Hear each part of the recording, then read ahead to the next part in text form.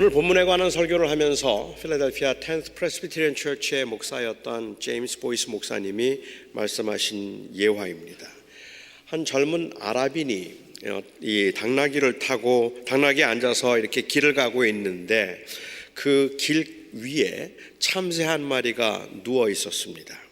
아주 얇은 두 다리를 하늘을 향해 한 채 누워 있어서 아랍인은 이 참새가 죽은 줄 알았다 그래요. 그런데 가까이 가서 보니까 살아 있었습니다. 그래서 그 아랍인이 참새에게 물었습니다. 두 다리를 하늘을 향해 들고 길바닥에 이렇게 누워 있는 이유가 뭐냐라고 물었습니다. 그러자 참새가 대답을 했습니다. 소문 못 들었습니까? 하늘이 곧 무너진답니다. 아랍인이 대답을 했습니다. 설령 그 소문이 사실이라 할지라도 너의 그 두 얇은 다리로 이 무너지는 하늘을 막을 수 있겠느냐? 그러자 참새가 아주 준엄한 표정으로 이 아랍인을 책망하듯이 말했습니다. 어떤 경우에도 할 수 있는 만큼 최선을 다해야 하지 않겠습니까? 라고 그렇게 대답을 했습니다. 참 성실한 참새이기는 한데 말도 안 되게 우습고 어리석습니다. 최선을 다함이 언제나 최고의 미덕이 되는 것은 아닌 것 같습니다. 제가 오늘부터 운동을 시작해서 한 3개월 안에 몸짱이 되겠다고 하면 저의 지금까지 보여준 저의 식탐 때문에 가능하지 않다고 생각하겠지만 아마 저를 알고 있는 대부분의 많은 분들은 잘 생각했다고 꼭 한번 해보라고 격려를 할 겁니다. 제 아내는 거의 안 될 것이라는 것을 확신하면서도 저의 결단과 용기를 굉장히 기뻐할 겁니다. 그건 단순히 그렇게 살을 빼고 몸짱이 되는 것이 좋은 일이기 때문만이 아니라 사실은 하기만 한다면 가능하다고 생각하기 때문에 그럴 겁니다. 만일 제가 의과대학에 가서 의사가 되겠다고 의과대학에 갈 준비를 한다고 한다면 아주 가능성이 희박하기는 하지만 그래도 그 남아있는 가능성 때문에 어떤 사람들은 늦게라도 다시 무언가 새롭게 공부를 시작할 수 있다는 저의 용기에 박수를 보낼는지도 모릅니다. 제가 늦다 생각하지 않고 하고 싶은 일을 다시 시작할 수 있음이 굉장히 귀하기 때문이기도 하겠지만 못할 것도 없다 생각하는 희박하지만 가능성이 있기 때문에 그래도 격려를 해 주는 겁니다. 하지만 제 아내는 제가 그런 결정을 한다면 박수를 보내기보다는 오히려 깊은 한숨을 쉴 것 같습니다. 함께 겪어야 할 그 고난만큼 가능해 보이는 일은 아니기 때문입니다. 만일 제가 이 지구가 너무 복잡하고 또 사람이 사는데 점점 지구는 살기가 불편해지기 때문에 달에 가서 사람들이 좀 살 수 있도록 해야 되겠다고 제가 교회 사직서를 내고 집에서 달에 갈 수 있는 연구를 한번 시작해 보겠다고 한다면 저는 정신과 치료를 받아야 합니다. 저에게 아무튼 무엇이든지 포기하지 않고 뭐든지 해보려는 그 노력이 참 귀하다고 그렇게 최선을 다하는 그 모습이 아름답다고 말하는 분들도 정신과 치료를 받아야 합니다. 저에게 절대로 그것은 가능한 일이 아니기 때문에 그래요. 아무리 그것이 좋은 생각이고 그럴 수 있다면 좋다고 사람들이 생각해도 저에게는 그 일이 가능한 일이 아니기 때문에 제가 그렇게 말을 하면 모두가 다 말려야 합니다. 이 세상에는 최선을 다한다는 것 자체의 의미를 부여해도 되는 일들이 있고 최선을 다함의 의미를 부여하기 위해는 너무 큰 희생이 따르기 때문에 무모해 보이는 일들도 있고 최선을 다한다는 것을 합리화시켜서는 안 될 아주 비윤리적이고 불가능한 일들도 있습니다. 물론 때로는 그 구분이 너무 애매하고 관점의 차이가 있기 때문에 마찰이 생기기도 하는 건 맞습니다. 제가 지금 색소폰 연주자의 길을 가겠다고 목회를 그만두면 여러분들이 말려야 마땅하겠지만 제가 그 열정과 확신에 사로잡혀서 나 그거 하지 않으면 남은 평생이 불행할 것 같다 말한다면 여러분들은 말리기보다는 생활비를 대주셔야 되는 게 더 맞을 것 같기도 합니다. 하지만 이런 마찰이나 고민조차도 사실은 아주 희박해도 가능성이 있을 때 의미가 있는 겁니다. 전혀 불가능하다는 말 앞에서는 아무것도 할 것도 또 그 대화 자체도 별로 의미가 없어 보이는데, 이런 의미에서 기독교는 정말 애매합니다. 어떻게 하면 구원을 얻을 수 있겠습니까? 라고 묻는 사람들에게 구체적으로 얼마 동안만 교회를 열심히 다녀서 등록을 하면 된다든지 착한 일을 많이 하면 된다든지 하는 말을 해줄 수 있으면 좋겠습니다. 차라리 이슬람에서 말하는 것처럼 일주일에 5번 자기가 있는 곳에서 간단하게라도 기도를 하고 자기가 얻는 수입의 40분지 1을 헌금을 해서 어려운 사람들을 도와주면 구원을 받을 수 있다고 말해준다면, 싫어하든 좋아하든 해야 할 일이 확실하고 구체적이니까 이해가 쉬울 것 같습니다. 여러분들도 비슷하게 경험을 하셨겠지만, 사람들이 어떻게 하면 구원을 받을 수 있습니까? 라고 그렇게 물으면 교인들의 일반적인 대답은 예수님을 믿어야 합니다 라고 대답을 합니다. 예수를 믿기만 하면 구원을 받습니다. 그러면 다시 묻지요. 나도 그렇게 믿고 싶은데 잘 안 믿어집니다. 어떻게 하면 이 믿음이 생기는 겁니까? 정말 교회를 몇 년을 다녔는데도 믿음이 안 생기는데 어떻게 하면 믿음이 생깁니까? 라고 묻습니다. 이럴 때 뭐라고 대답해 주는 게 맞습니까? 처음엔 잘 안 믿어지는 겁니다. 그렇지만 그냥 성경 많이 읽으시고 꾸준히 예배에 참석하시다 보면 믿음이 생깁니다. 그렇게 말하면 자칫 종교인을 만들어낼 것 같은 위험이 있잖아요. 어떻게 대답하는 게 맞는 걸까요? 믿음은 하나님이 주시는 겁니다. 하나님이 믿게 해주지 않으면 사람은 절대로 믿을 수 없습니다.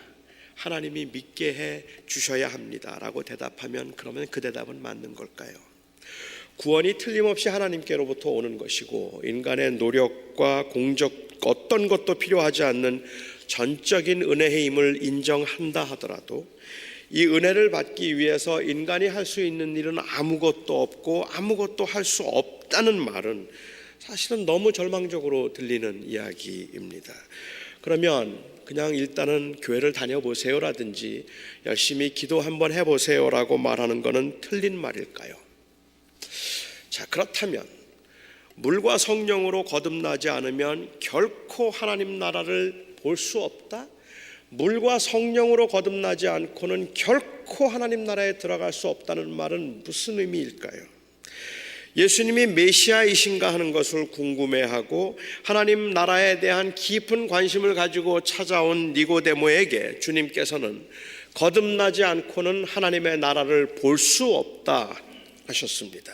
다시 태어나야만 하나님의 나라를 볼 수 있다는 말입니다. 니고데모가 물었습니다. 다시 태어나야 한다고요?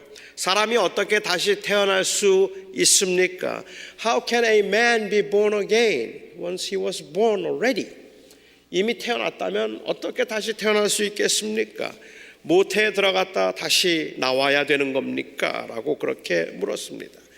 저는 2주 전에 이 부분에 대해서 설교를 하면서 니고데모가 정말로 무식하거나 아니면 그냥 주님의 말씀이 못마땅해서 어깃장을 놓으려고 했던 것이 아니라면 어떻게 랍비가 주님에게 이런 식의 반응을 보일 수 있을까 하는 것이 의아스러웠다고 말씀을 드렸습니다. 그래서 니고데모가 지금 어떻게 다시 태어날 수 있습니까? 라고 묻는 것은 다시 태어난다는 게 무슨 말입니까? 다시 태어난다는 게 엄마 뱃속에 들어갔다 나오라는 말입니까? 그러니까 다시 태어나는 게 무슨 말입니까? 라고 하는 거듭남의 의미를 묻고 있는 것이 아니라 그게 어떻게 가능합니까? 라고 하는 거듭남의 가능성을 묻고 있는 것이라고 말씀을 드렸습니다. 평생을 이 땅의 이스라엘의 회복과 영광을 가져다 줄 메시아만 기다렸던 이스라엘 백성들인데 지금 그런 일에는 아무런 희망이 없다는 말입니까? 그럼 그 메시아가 와도 이스라엘은 구원되지 않는단 말입니까? 우리의 기도는 모두가 다 헛된 것이었단 말입니까? 지금 내가 가지고 있는 이 믿음과 열심으로는 안 된단 말입니까? 이 가능성을 묻고 있는 겁니다. 그리고 그 가능성을 묻고 있는 니고데모에게 예수님께서는 대답하시기를 너희가 물과 성령으로 거듭나지 않고는 결코 하나님의 나라에 들어갈 수 없다고 또 한 번 다짐해서 말씀하셨어요. 내가 거듭나지 않으면 하나님의 나라를 볼 수 없다고 말씀하셨던 주님께서 그게 정말로 불가능한 겁니까? 라고 물었더니 물과 성령으로 거듭나지 않고는 결코 하나님의 나라에 들어갈 수 없다 말씀하셨습니다. 안 된다 말씀하고 계시는 겁니다. 여러분은 이 말씀이 이해가 되십니까? 저는 지금도 모르겠습니다. 물로 거듭난다는 게 무슨 말인지, 성령으로 거듭나야 천국에 들어갈 수 있다는 게 무슨 말인지 너무 애매해서 누가 지금 저에게 물이 뭡니까? 성령으로 거듭나는 건 어떻게 거듭나는 겁니까? 라고 물으면 저는 솔직히 대답을 하기가 좀 곤란해요. 설명을 드릴 수가 없어요. 물과 성령이 거듭나게 하는 수단이라면, 그렇다면 이것이 무엇인가를 좀 더 확실하게 알아야 되는 거 아닙니까? 물이 무엇을 상징하는 건가? 물로 거듭나야 된다고 말씀하셨는데 그렇다면 이 물은 무엇을 의미하는 건가 하는 것에 대해서는 정말로 의견이 많아요. 어떤 사람은 그 다음에 나오는 6절에 있는 말씀 6으로 난 것은 6이요 0으로 난 것은 0이라고 했으니까 물은 이 6에서 태어나는 것을 의미하고 성령은 영적이 되는 것을 의미한다고 그렇게 설명합니다. 그러면서 여기에 물은 따라서 육체적으로 태어나는 것을 의미하기 때문에 인간이 육적으로 태어날 때 필요했던 물, 모태에 있던 양수를 가리킨다는 거예요. 그러니까 물로 거듭난다는 것은 양수를 통해서 몸이 태어나는 것을 의미하고 성령으로 거듭난다는 것은 그 영으로 다시 태어나는 것을 의미하는 것이기 때문에 물과 성령은 대조가 되어서 물로 태어난 것, 그렇게 몸으로 그 엄마의 뱃속에서 태어난 것처럼 그렇게 성령으로 다시 태어나야 된다는 의미라고 그렇게 설명합니다. 기발하기는 한데 그 당시 사람들에게 예수님께서 양수에 관한 말씀을 하셨다고 생각되지는 않고 물과 성령이 여기서 대조되었다고 보기도 어렵다 싶은 생각은 들어요. 어떤 사람은 여기에 물은 요한의 세례를 가리키거나 아니면 세례를 의미한다고 주장하기도 합니다. 요한의 세례를 가리킨다면 회개를 의미하겠죠. 회개가 필요한 것은 인정하겠는데 그렇다고 주님께서 물로 거듭나야 된다고 니고데모에게 말씀하시면서 니고데모에게 요한에게 가서 세례를 받으라고 지금 말씀하고 계시는 것 같지는 않습니다. 혹은 사도 요한 시대에 유다가 사역하던 당시에 이 교회에 입교하기 위해서는 지금과 마찬가지로 세례를 받아야 됐으니까 예수를 주라고 고백하고 세례를 받아야 구원을 받는다는 의미라고 보아야 할 텐데 반드시 세례를 받아야만 구원을 받는다고 볼 수도 없고 종교적 예식으로서 구원의 조건을 말씀하셨을 리가 없다 싶기도 합니다. 이 물은 하나님의 말씀을 의미한다고 주장하는 사람도 있습니다. 성경에 성령께서 말씀을 통해서 우리를 깨끗하게 하신다는 기록들이 여러 군데 있으니까 씻음을 의미하는 이 물은 곧 하나님의 말씀을 들음을 통하여서 씻겨진다고 이야기하고 있는 개혁주의자들도 있습니다. 설명은 충분히 그럴듯하다고 생각은 하지만 왜 이 말씀을, 왜 물이라는 상징을 사용하셨을까에 대해서도 저는 이해가 잘 안 됩니다. 어떤 사람은 여기에 물은 곧 성령을 의미한다고 주장하기도 합니다. 내가 주는 물을 마시는 자는 영원히 목마르지 아니하리라고 하신 말씀이나 나를 믿는 자는 성경의 이름과 같이 그 배에서 생수의 강이 흘러나오리라 말씀을 하시고 난 후에 이는 그들이 받을 성령을 가리켜 말씀하신 것이라고 보아서 물이 성령을 가리키는 성경 구절들이 요한복음에는 몇 군데 나오는 건 맞는 것 같아요. 그래서 물과 성령으로 거듭나야 된다는 이야기는 결국은 가장 중요한 성령으로 거듭나야 된다는 것을 반복적으로 강조한 것이라고 주장하는 사람들도 있기도 합니다. 어떤 사람은 여기에 성령이라고 번역된 단어가 바람이라는 그 단어로 번역될 수도 있음을 지적하면서 물과 성령으로 거듭난다는 것은 거듭남의 상태인 깨끗함과 그리고 또한 능력을 의미한다고 주장을 하기도 합니다. 저는 일반적으로 여러분들이 아시겠지만 설교를 하면서 이런 복잡한 이야기를 하는 걸 좋아하지 않는 편입니다.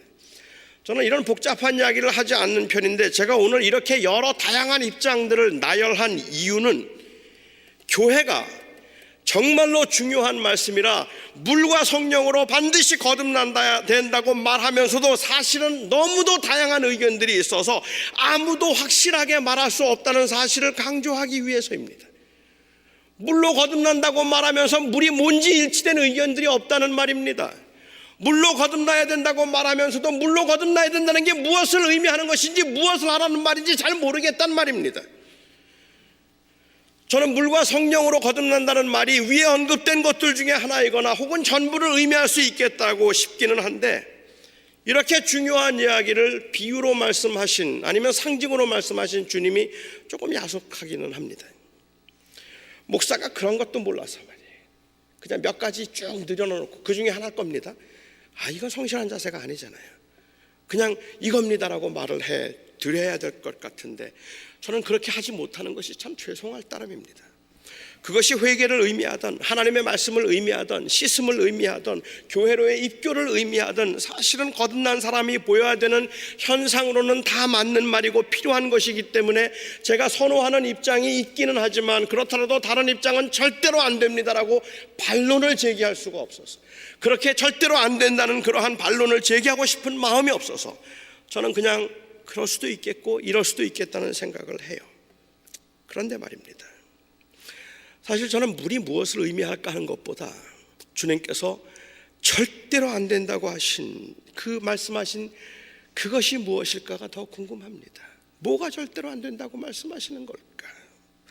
물과 성령으로 거듭나지 않고는 결코 하나님의 나라에 들어갈 수 없다고 하셨으니까 절대로 안 되는 그 어떤 것을 말씀하신 것이 분명한데, 저는 주님께서 강조하신 것이 그 거듭나게 하는 수단이나 과정이 아니라 반드시 거듭나야만 한다는 사실을 강조하고 있다고 저는 생각합니다.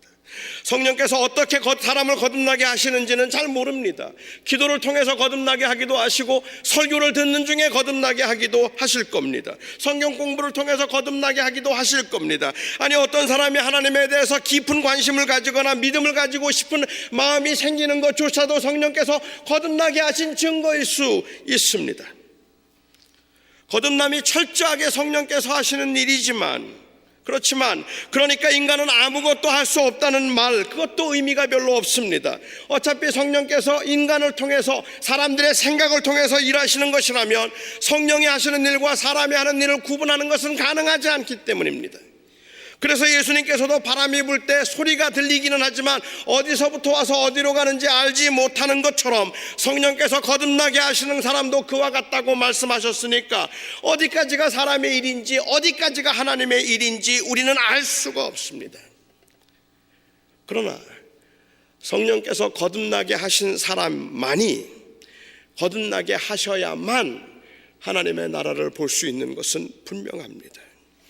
그렇다면 예수님께서 물과 성령으로 거듭나야 하나님의 나라를 볼 수 있다는 이 말씀은 구원에 있어서 인간의 노력과 성령의 능력을 대조해서 구원을 위해서 인간이 무엇을 할 수 있는가 없는가를 말씀하고 계신 것이 아니라, 오히려 성령의 역사로 분명해진 육신의 일과 그리고 또한 이 영적인 일의 구분, 이것을 대조해서 말씀하신 것이라고 보아야 합니다. 제가 그렇게 그렇게 보아야 한다고 생각하는 이유 중에 하나는 그 이후에 독백처럼 아주 길게 이어지는 예수 그리스도의 대속의 죽음을 통한 구원에 관한 주님의 말씀입니다. 하나님께서 세상을 이처럼 사랑하사 독생자를 주시고 누구든지 그를 믿는 자마다 멸망치 않고 영생을 얻게 하셨다는 인류를 향한 가장 위대한 복음에 선포하셨습니다. 여기서도 믿음이 전적으로 성령의 선물인가 아니면 인간의 노력인가 의지적인 결단인가에 대한 관심은 없습니다. 그것보다는 그 아들을 믿고 생명을 가지는 것, 그래서 그 빛에 속하는 것이 얼마나 귀하고 절대적인가를 강조하고 있다는 말입니다. 제 결론은 이렇습니다. 주님께서 절대로 천국에 갈 수 없다고 말씀하신 것은 열심히 믿어보려는 구도적 마음을 부인하는 것이 아니라 자기의 행위에 의해서 하나님의 백성이 될 수 있다고 하는 종교적 자만심을 경고하고 있는 것입니다. 아무리 사내들인 공회 회원이고 아무리 평생을 바리새인이었다고 해도 안 됩니다. 안 됩니다. 목사도 안 되고 장로도 안 됩니다. 40년을 목회를 했어도 안 되고 수십 년 동안을 장로로 교회를 섬겼어도 안 됩니다. 하나님 나라에 들어갈 수 있는 것은 오직 예수 그리스도를 통해서만 됩니다. 그가 사내들인 공회원이라서 되는 거 아니고 그가 바리새인이라서 되는 것이 아닌 겁니다. 그가 목사라 되는 것도 아니고 그가 장로나 천국에 들어가는 것도 아니란 말입니다. 오직 예수 그리스도를 통해서만 천국에 들어갈 수 있습니다. 아무리 관용적인 태도로 많은 사람들이 지지하는 인품을 소유한 사람이라 할지라도, 아무리 선행을 많이 하고 성실하게 최선을 다해 살아서 이 세상에서 많은 것을 누리며 살았다 해도 안 됩니다. 교회 봉사 많이 하고 한 주도 빠지지 않고 예배에 참석했어도 안 됩니다. 그것들로는 영생을 얻을 수 없습니다. 영생을 얻을 수 있는 길은 오직 예수 그리스도뿐입니다. 오직 예수 그리스도를 통해서만 하나님의 나라에 들어갈 수 있습니다. 제가 너무 지나치죠. 이렇게 말하면서 저도 죄송한 마음이 있고 조금 조심스럽기는 해요.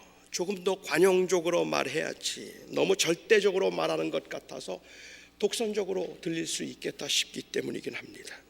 그런데 예수님께서 니고데모에게 이 땅에 임할 영광스러운 하나님의 나라를 고대하며 성실함과 진실함으로 하나님을 섬겨왔던 그 니고데모에게 다시 태어나지 않으면, 거듭나지 않으면 하나님의 나라 못 들어간다 말씀하시고, 물과 성령으로 거듭나야 하나님의 나라에 들어갈 수 있다고 하신 니고데모에게도 도저히 불가능한 그것이 무엇일까를 생각해 보면 답은 저는 분명하다고 생각합니다. 영적이지 않고는, 종교적이어서는 절대로 안 됩니다. 이 땅에서의 성공과 형통이 아니라 거룩하시고 영원한 하나님의 나라를 생각한다면 그 앞에 인간이 내세울 수 있는 자격이 아무것도 없다는 사실을 인식하고, 지금까지 내가 내 인생의 주인이 되어서 내 인생의 주인으로서 나의 영광과 내가 누리게 될 혜택을 위해서 내가 지금까지 살았으나 그것이 인간을 불행하게 만드는 것임을 알아서 이제는 예수 그리스도가 나의 주님이 되시고 그 주님만을 온전히 의지함으로 내 인생의 의미를 찾고자 합니다라는 이 고백이 없으면 절대로 안 됩니다. 주님은 그 이야기를 하시는 겁니다. 눈에 보이는 것들로 가치를 평가하고 사람을 차별하고 성공과 실패를 말하면 절대로 하나님의 나라 볼 수 없습니다. 저는 사람들이 하나님의 나라를 본다면, 그리고 하나님을 본다면 누구든지 자신이 하나님의 나라에 들어가기에는 부족하다는 것을 인정할 것이라고 생각합니다. 그런데 세상 사람들은 하나님의 나라를 보는 것이 아니라 하나님 나라에 들어갔다고 말하는 사람들을 보고 있어요. 오직 예수를 믿고 하나님 나라에 들어갔다고 말하는데 다른 사람들과 하나도 다를 바 없이 세속적이고 물질적이고 세상이 전부인 것처럼 작은 것 하나도 빼앗기지 않으려고 다투고 싸우는데, 그래도 오직 믿음으로 천국에 들어간다고 말하기 때문에 믿는다는 이유 하나만으로 그런 사람들은 천국에 못 들어가고, 그들보다 더 나아 보이는 그러한 삶을 산 사람들은 천국에 들어갈 수 없다고 말하는 것이 독선으로 보인다는 말입니다. 저는 하나님 나라에 들어갈 만한 자격을 가진 사람은 세상에 아무도 없습니다라는 그 말에 누구든지 동의할 수 있을 거라고 생각해요. 그런데 나는 믿음으로 예수님을 천국에 들어갔습니다라고 말하는 그 예수 믿는다는 사람들이 여전히 세상적이고 세상에 있는 게 전부인 것처럼 생각하고 천국 믿는다고 말하면서도 믿는 걸 보여주지 않고 있는 삶을 살고 있으면서 예수 때문에 천국에 들어가고 예수만 구원입니다라고 그 고백하는 그 모습들이 가증스럽게 이를 데 없고 독선적으로 들리게 된다는 말입니다. 주님의 말씀은 하나님의 나라를 볼 수 없으면, 전혀 다른 관점에서 인생을 볼 수 없다면 천국에 못 들어간다 말씀하십니다. 온갖 욕심 다 부리며 포악하게 살아도 예수를 믿는다고 동의만 했다면 천국에 들어갈 수 있다고 주님이 그렇게 말씀하시는 것이 아니라, 이 세상이 전부가 아님을 볼 수 없다면, 이 세상이 다가 아니라서 우리에게 그 영원한 하나님의 나라가 있다는 사실을 볼 수 없다면, 하나님의 나라에 못 들어간다 말합니다. 우리에게 절실하게 필요한 것은 이 세상에서의 형통이 아니라 그 나라이고 그 영원한 생명임을 안다면 그 나라에 들어갈 수 있도록 모세가 뱀을 든 것 같이 십자가에 높이 달리신 예수 그리스도의 대속이 절대적으로 필요함을 알고 그 앞에서 나는 아무것도 없습니다 라고 그렇게 고백할 수 있는 그 철저한 그 주권의 양도가 바로 믿음입니다.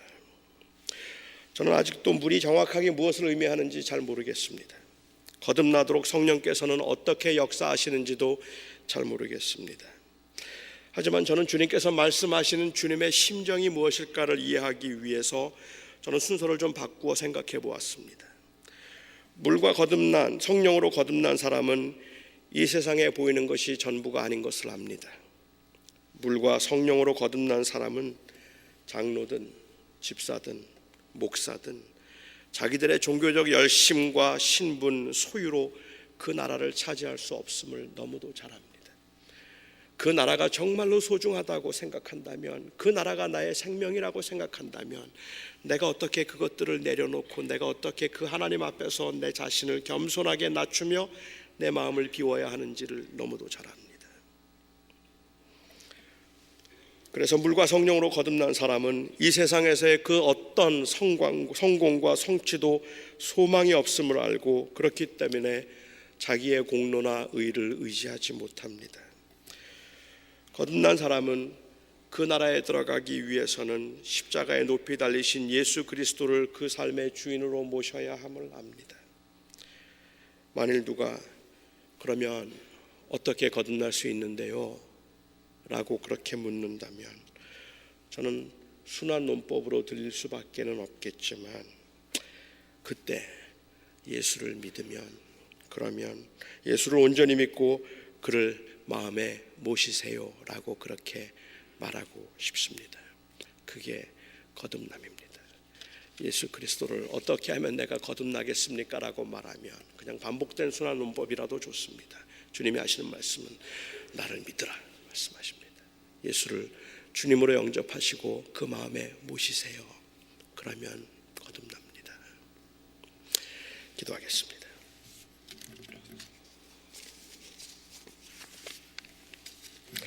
자비로우신 아버지 하나님, 물과 성령으로 거듭나지 아니하고는 결코 하나님의 나라에 들어갈 수 없다고 하신 이 말씀이 하나님의 나라에 들어가는 것이 얼마나 소중한 것인가를 생각하는 그만큼 우리에게는 그 의미가 절실하게 중요합니다. 그러나 주님께서는 그 의미를 따지는 것보다 훨씬 더 중요한 것이 하나님의 나라에 들어간다는 것이 얼마나 절대적인 가치인가를 인정하는 것임을 주님께서 먼저 말씀하셨다 저는 생각했습니다. 영생의 가치를 모른 채 어떻게 영생을 얻는가를 말하는 것들은 결국은 희생을 최소화하면서 영생을 얻겠다는 저희들의 그 어찌 생각하면 지극히 유치하지만 그 헌신을 최소화시키기 위한 합리화 외에는 아무것도 아니다 싶기 때문입니다. 주님, 정말 하나님의 나라를 보며 이 땅이 전부가 아니라 영원한 하나님의 나라가 있음을 믿습니다. 그 믿음 때문에 견디고, 그 믿음 때문에 참고, 그 믿음 때문에 회개하고, 그 믿음 때문에 힘을 얻고, 그 믿음 때문에 봉사하고, 그 믿음 때문에 직분을 받고, 그 믿음 때문에 섬깁니다. 우리는 하나님의 나라가 있음을 믿습니다. 아버지 하나님, 이제 그 믿음을 따라 살아감으로 거듭남이 무엇인가를 세상에 보이는 저희들이 되게 하시고 저희의 교회가 되게 하여 주시옵소서. 예수님의 이름으로 기도하옵나이다. 아멘.